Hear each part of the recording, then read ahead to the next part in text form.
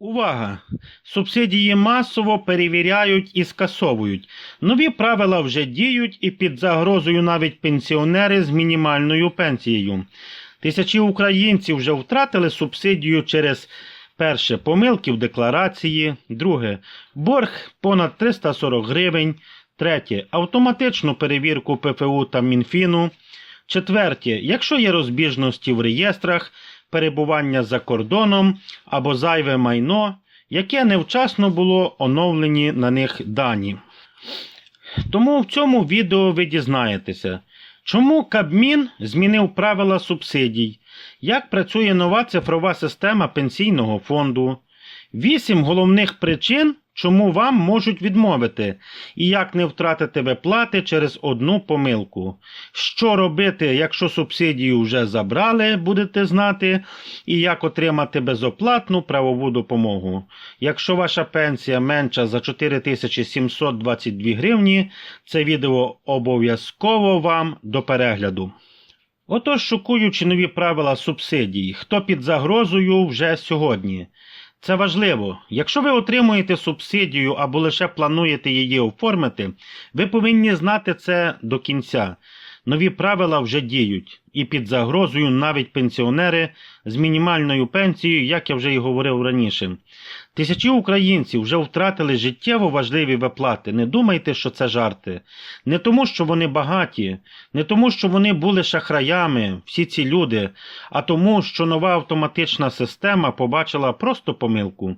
Помилку в декларації, невраховану зміну, борг лише у кілька сотень гривень і все, або розбіжність у реєстрах.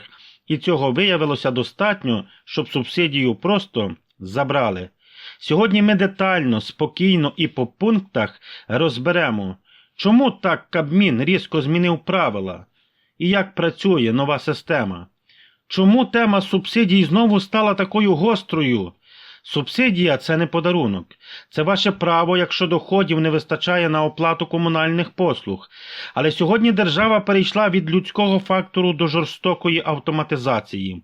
Раніше помилку могли не помітити, борг могли пробачити, довідку могли донести пізніше.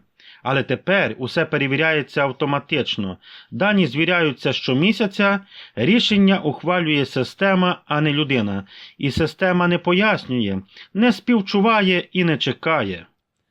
Постанова номер 601. Що саме змінилося?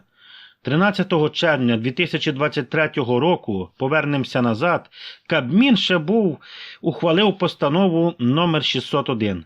Це був старт експериментального проекту з нового порядку нарахування субсидій. Офіційна мета була благородна – це спростити процес, прибрати черги, зменшити паперову бюрократію, зробити допомогу адресною та справедливою. Обіцяли онлайн-заяви, мінімум довідок, автоматичне призначення, чесний розподіл коштів. І все це справді працює. Але разом із зручністю прийшов тотальний контроль. Як працює нова цифрова система? Ключова зміна номер 1 – Пенсійний фонд України. З 23-го року Пенсійний фонд України відповідає не лише за пенсії, а й за субсидії. Фактично, ПФУ став центром збору соціальних даних, координатором між усіма реєстрами, мозком системи перевірок. Ключова зміна номер 2 – це повна цифровізація. З'явилися веб-портал ПФУ, мобільні сервіси, електронні декларації. Тепер заяву можна подати онлайн. Не потрібно їхати в управління соцзахисту. Це зручно для пенсіонерів і людей з інвалідністю. Це плюс, без сумніву. Ключова зміна номер 3 ще є – щомісячна верифікація Мінфіну. Щомісяця ПФУ передає всі дані отримувачів субсидій до Міністерства фінансів, Мінфін. Він звіряє доходи, перевіряє реєстри, аналізує майно, бачить рухи по базах даних будь-які. Мета – це боротьба з шахрайством, економія бюджету, допомога лише тим, хто справді потребує, але на практиці помилка і дорівнює відмова. Ключова зміна номер 4 – це контроль з боку ОСББ і комунальників. ОСББ-постачальники, вони тепла, води, газу, електроенергії, тепер напряму передають інформацію в ПФУ. Пенсійний фонд України, система бачить усі нарахування, усі борги та усі розбіжності. Ось 8 головних причин, чому вам можуть відмовити у субсидії. Запам'ятайте, а краще запишіть. Помилки в декларації перше. Навіть дрібна неточність і система ставить червоний прапорець. Другий варіант – приховані доходи, оренда житла, підробіток, допомога з-за кордону, усе видно тепер уже в реєстрах. Третя причина – борг за комуналку. Борг понад лише 340 гривень – формальна підстава для відмови. Четверта причина – неоновлені дані. Зміна складу сім'ї, адреси, доходів, не відповідомили вчасно, наприклад, це вже зразу йде відмова. П'ята йде причина – надлишкове майно. Велика площа житла, наприклад, дороге авто, додаткова нерухомість і все, будуть відмовляти.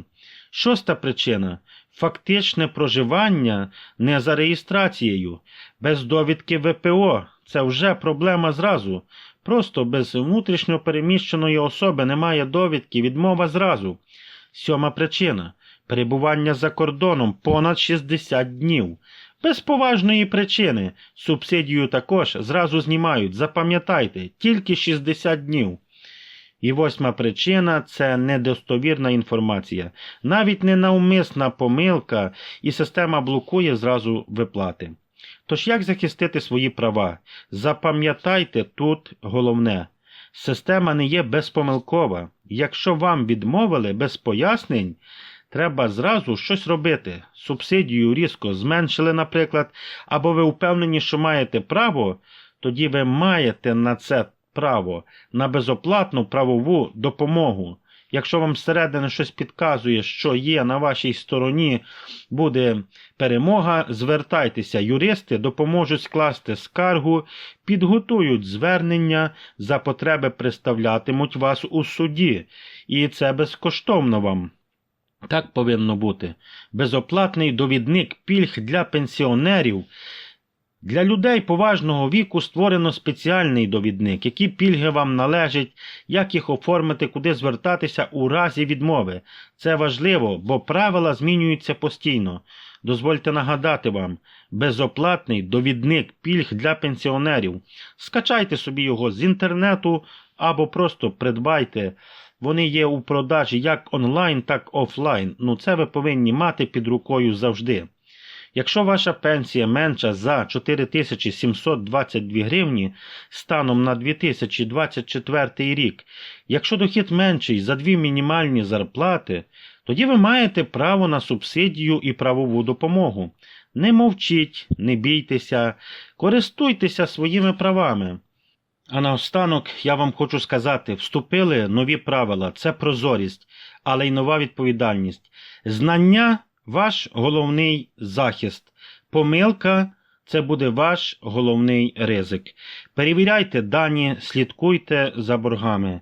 Не ігноруйте повідомлення і захищайте себе, якщо система помилилася. Щоб потім ви не казали: я подала заяву, я чекала 2 тижні, чи чекав, чи 3, і мені нічого не прийшло. Вам нічого може не приходити і нічого не нарахують, якщо буде системна помилка. Як тільки бачите, що воно щось затягується, друзі, не сидіть, склавши руки, і не мовчіть, а беріться до діла, уточняйте, і тоді ви все будете мати вчасно. Дякую за увагу, на все добре вам.